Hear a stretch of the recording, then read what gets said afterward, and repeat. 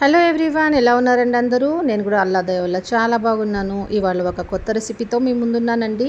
ఈరోజు కొంచెం స్పెషల్గా నేను గోధుమ లచ్చ పరాటా చేసుకున్నాను. దాంతోపాటు చికెన్ నిహారీ కూడా చేసుకున్నాను.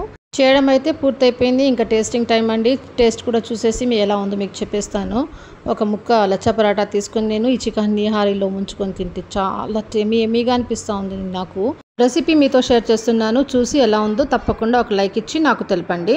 ఓకే అండి. దీనికోసం నేను 1/2 kg చికెన్ తీసుకుంటున్నాను. బాగా వాష్ చేసుకున్నాను. దీనికి కావాల్సింది ఓన్లీ ఆనియన్స్, టొమాటోస్ అయితే దీనికి యూజ్ అవ్వవు. ఎప్పుడూ చికెన్తో ఒకే టైప్ గ్రేవీ తిని బోర్ కొట్టిన వాళ్ళు ఒకసారి అయితే ఇలా ట్రై చేసుకోండి, చాలా బాగుంటుంది.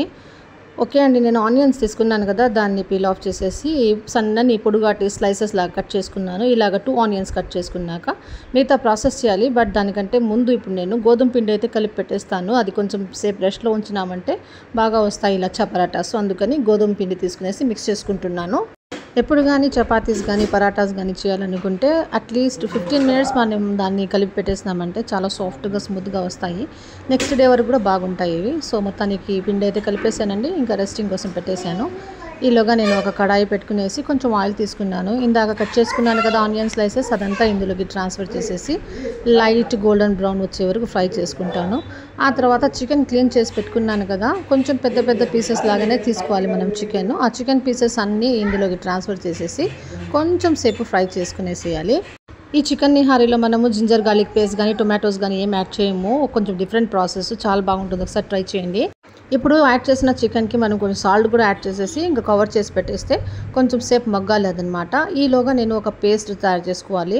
దీనికి ఒక 4 గ్రీన్ చిల్లీస్ తీసుకున్నాను. ఒక 6 దాకా వెల్లుల్లి రెబ్బలు తీసుకున్నాను. దీన్ని కొంచెం కోర్స్గా గ్రైండ్ చేసుకునేసేయాలి. ఇప్పుడు ఈ గ్రైండ్ చేసిన మిక్చర్ని మనము చికెన్ పీసెస్కి అయితే యాడ్ చేసేసి మొత్తం బాగా కలిపేసేయాలి. చాలా ఫ్లేవర్ఫుల్గా ఉంటుంది ఈ చికెన్ నిహారీ. యాక్చువల్గా అయితే ఇది మటన్తో చాలా బాగుంటుంది, బట్ నాకు అవైలబుల్ చికెన్ ఉంది కనుక చికెన్తో చేస్తున్నాను. ఇప్పుడు యాడ్ చేసే మసాలానే అస్సలైన ఇంగ్రీడియంట్. ఇది నేను ఇంట్లోనే తయారు చేసుకున్నాను. దీన్ని చికెన్ నిహారీ మసాలా అంటారు. దీని ప్రాసెస్ కావాలంటే మీరు కామెంట్లో అడగండి, పోస్ట్ చేస్తాను. ఇలా చికెన్ నిహారీ మసాలా యాడ్ చేసేసినాక బాగా ఒకసారి కలిపేసేయాలి. ఆ తర్వాత లిడ్ క్లోజ్ చేసేసి కాసేపు దమ్లో ఉడికించాలి. ఈ ఫ్రైయింగ్ ప్రాసెస్లోనే చాలా వరకు చికెన్ ఒక 80% దాకా కుక్ అయిపోతుంది. నెక్స్ట్ దీంట్లో కొంచెం చిల్లీ పౌడరు, కొంచెం కొరియాండర్ పౌడర్ కూడా యాడ్ చేసేసి మరి కొద్దిసేపు బాగా ఫ్రై చేసుకునేసేయాలి. ఆ తర్వాత కొద్దిగా వాటర్ యాడ్ చేసుకునేసేయాలి. ఇది మీ ఇష్టం అండి. మీకు గ్రేవీ ఎక్కువగా లూజ్గా కావాలంటే ఎక్కువ వాటర్ కలుపుకోండి, లేదంటే థిక్గా కావాలంటే తక్కువ వాటర్ కలుపుకోండి. ముందుగా నేను జార్ కడిగేసి కొంచెం వేసేసాను, ఇందాక పేస్ట్ చేసినాను కదా దాంట్లో. మరి కొద్ది గ్రేవీ కావాలనిపించింది, అందుకే ఇంకొంచెం ఎక్స్ట్రా వాటర్ కూడా యాడ్ చేసేసాను. ఆ తర్వాత మొత్తం కలిపేసి లిడ్ క్లోజ్ చేసేసి థిక్నింగ్ అవ్వడం కోసం నేను ఇంకా కుకింగ్ కోసం పెట్టేశాను.